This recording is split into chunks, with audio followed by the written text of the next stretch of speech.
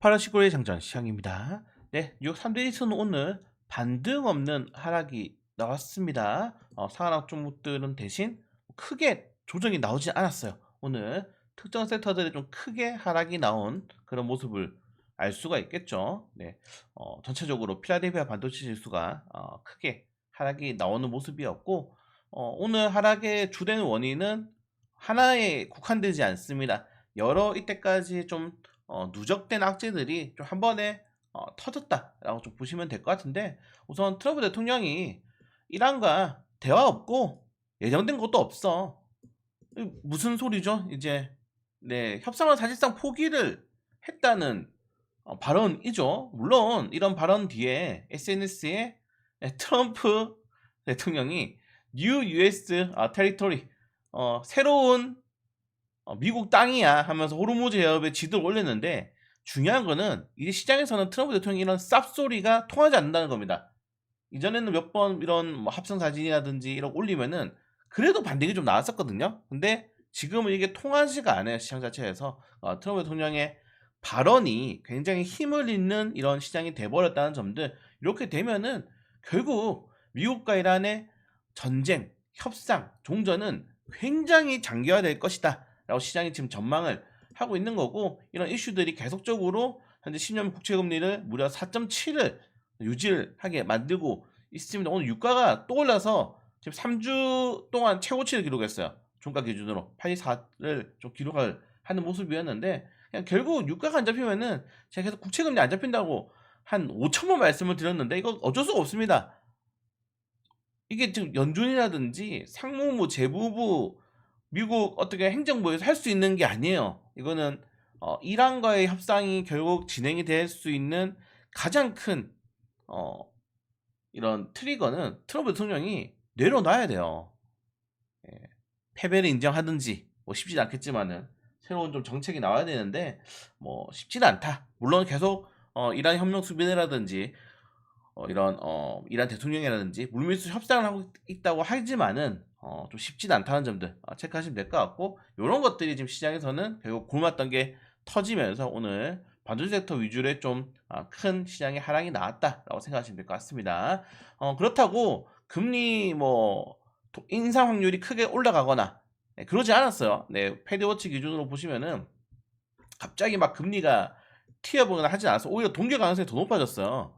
예, 그런데도 불구하고 투자심리 피어인 그리드가 59에서 오늘 54, 일주일 전에는 61에서 54 많이 떨어진 모습이었습니다. 네, 딱 보시면은 여러분들 이거 한 달 전에 흐름이랑 비슷하죠.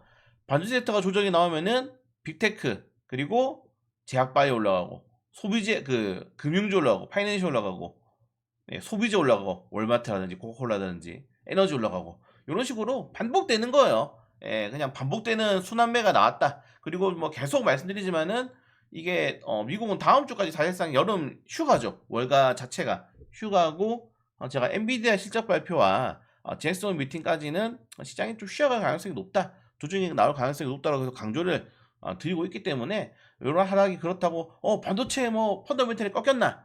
아니에요. 어제도 말씀드렸지만은 펀더멘털이 1년 전과 지금은 똑같습니다.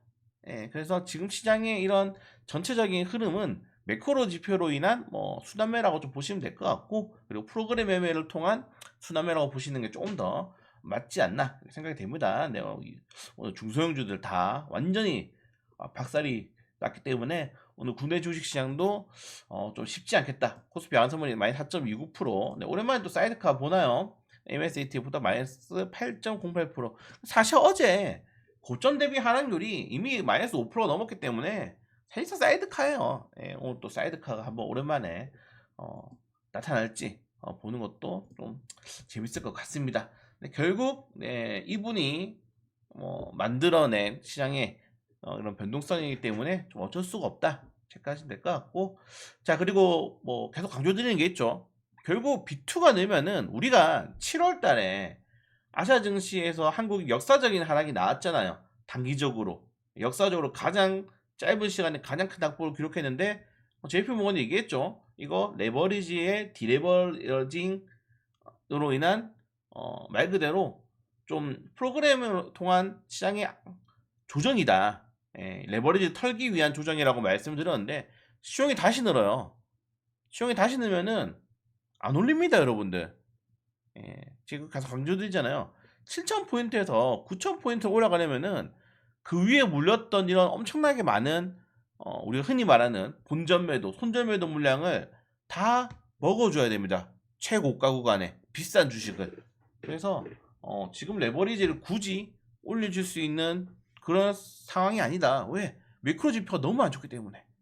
그래서 저는 조정이 나올 수 있다고 계속 강조를 드리고 있는 겁니다. 그냥 당분간 6,400, 7,400에서 계속 왔다 갔다 생각하시면 될 것 같아요. 이러다가 좀 큰 이슈 터지면은 6,000원부터 찍을 수도 있고. 그래서 저는 계속 여러분들에게 과대 낙폭 시의 매수만 지금은 유효한 시장이다. 절대 뭐 추매, 뭐 불타기, 공격적인 매매 하면 안 되는 시장이에요. 미국 10년물 국채금리, 뭐 일본 30년물 국채금리가 이렇게 높은 시장에서는 뭘 하면 안 됩니다. 제발 그냥 좀 아무것도 하지 마세요. 제가 지난주부터 계속 여러분들한테 말씀을 드리고 강조드리는 겁니다. 뭔가를 하려고 하지 마라. 지금은 말씀드리고 싶고, 자, 골드만삭스가 미국 소비자 지출의 증가세가 1%대로 둔화될 수 있다. 자, 미국은 GDP의 70%가 소비이기 때문에 소비가 떨어지는 게 가장 크게 우려되는 내용이에요. 네, 그래서 소비가 좀 떨어질 수 있다는 점들 체크하시면 될 것 같고, 그리고 차이넥 뭐 골드만삭스도 그렇고 뱅크 오브 아메리카가 이 케빈 워시 진짜 별로 안 좋아하네요. 케빈 워시가 초장기 국채 변동성을 키웠다. 왜? 포워드 가이던스를 안 주니까. 우리가 앞으로 어떻게 할 것이라고 전망을 안 주니까 이런 대형 IB들, 인터내셔널 뱅크들이 1년 뒤, 2년 뒤, 5년 뒤, 10년 뒤에 우리 포트폴리오를 계획하기 힘든 겁니다. 그럼 당연히 어떻게 되겠습니까? 안전산으로 좀 자금이 쏠릴 수밖에 없다라고 지금 이야기가 하고 있는 거고, 자, 블룸버그가 글로벌 20년 만기 국채 수익률이 10년 만에 최고치를 경신했다. 네, 계속 경고를 하고 있죠 지금. 네, 국채금리 너무 많이 올랐어. 지금 안전자산으로 자금이 쏠리고 있는 것 같아. 이야기가 나오고 있는 것 같고, 뱅크 오브 아메리카도 최근에 이제 채권 운용사가 더 높은 수익을 위해서 국채를 매도하고, 이러면 국채금리가 또 올라가겠죠. 국채를 매도하고 기업 AI 채권을 매수를 하고 있다. 그럴 수밖에 없는 게 이게 이제 악순환이에요. 국채금리가 오르다 보니까 기업들이 어떻게 됐습니까? 채권금리를 높일 수밖에 없죠. 왜? 국채금리는 변동금리이기 때문에.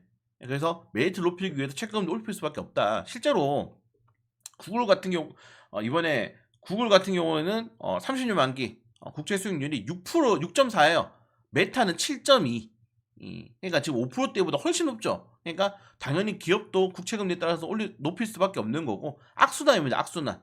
계속 악순환이 반복되는 거예요. 그래서 정부의 채권, 국채는 메리트가 떨어지고 회사채로 소급이 쏠리고, 근데 계속 이렇게 되다 보니까 정부 국채금리가 또 오르고, 회사채는 정부 국채금리보다 더 메리트 있게 하기 위해서 또 자기 금리 더 올려야 되고, 악순환이 반복될 수밖에 없기 때문에 결국에는 다시 말씀드리지만 유가가 잡혀야지 국채금리가 잡힌다. 이건 어쩔 수가 없는 겁니다. 지금 쉽지가 않은 상황이에요. 그리고 뱅크 오브 아메리카가 8월 전체 펀드 매니저의 56%가 주식 비중을 확대했다. 이거 5년 내 최고치 구간이다. 계속 좀 불확실한 시그널을 보내고 있는 것 같습니다.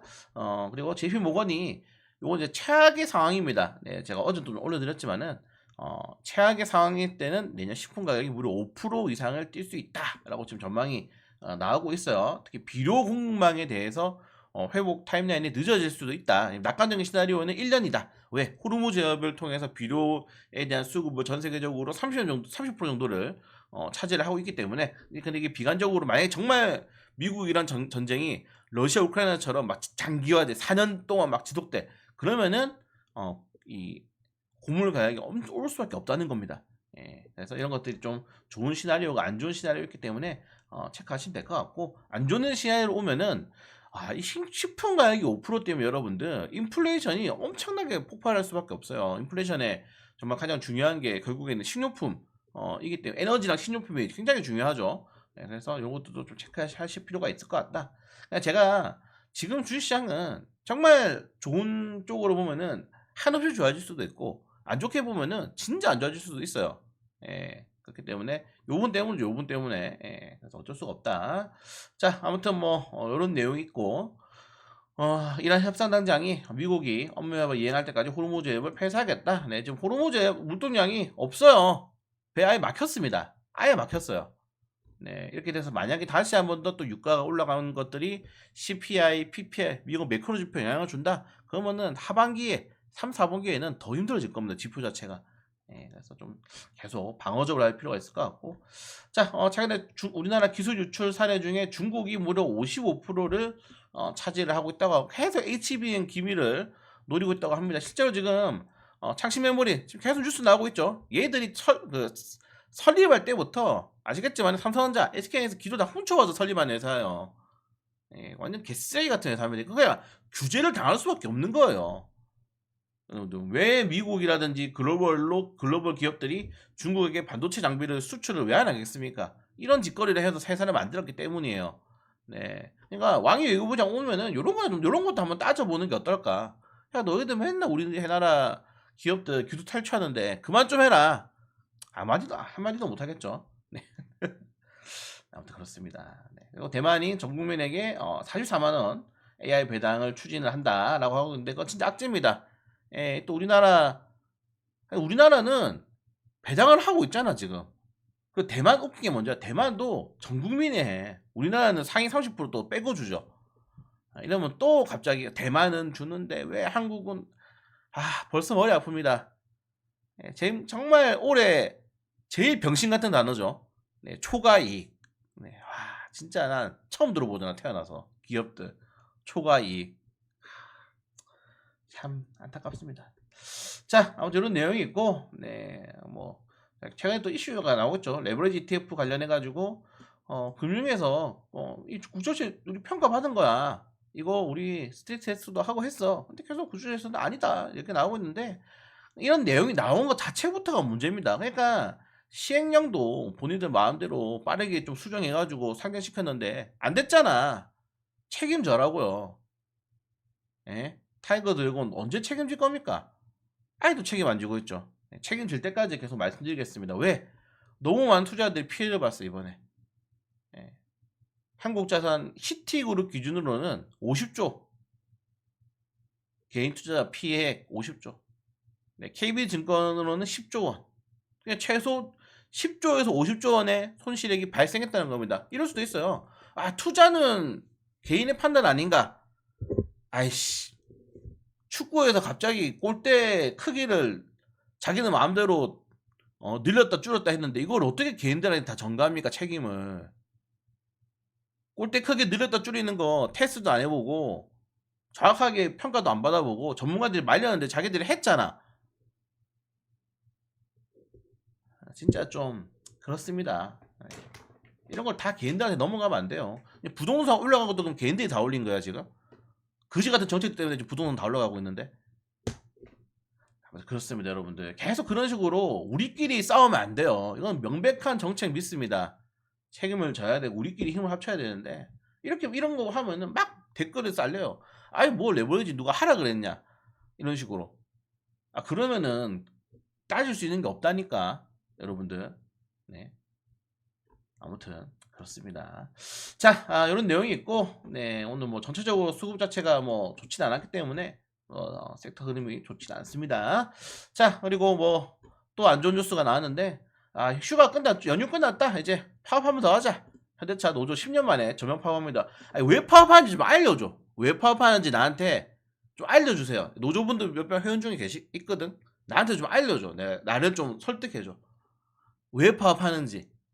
왜 전면 파업하는지 알려주시면 감사하겠습니다. 이유가 없어. 포스코홀딩스도 지금 또 전면 파업 위기에 있죠. 네, 파업 확보했죠.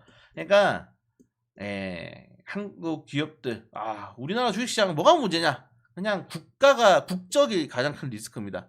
왜 SK하이닉스 ADR이랑 본주랑 40%나 차이 나겠어요. 쉽지 않습니다. 자, 그리고 오늘 이노스페이스에 세비 첫 시험 비행이 예정이 되어 있고요. 그걸 제외하고는 뭐 딱히 큰 일정이 없습니다. 이번 주에서 오늘의 뭐 하락은 뭐 두드려 맞을 수밖에 없다. 근데 이거 알고 있었다. 그렇게 우리가 대응했다. 어제도 삼성전자 SK하이닉스 고점에서 팔으라고 말씀드렸죠. 네, 계속 여러분들 지금 박스권 매매를 하셔야 돼요. 박스권 매매가 나쁘지가 않아. 확실한 고점과 저점을 우리가 알 수 있기 때문에 시간을 좀 가지고 매매를 하는 분들한테는 박스권 매매가 가장 좀 좋을 수가 있습니다. 그래서 지금 당장은 좀 시장에서 고점 구간이 있다고 생각하시고 조정 좀 염두에 두시면서 계속 네 브리핑 해드리는 대로 좀 흐르고 있으니까 천천히 가시면은 괜찮을 것 같습니다. 네, 잠시 뒤에 뵙도록 하죠.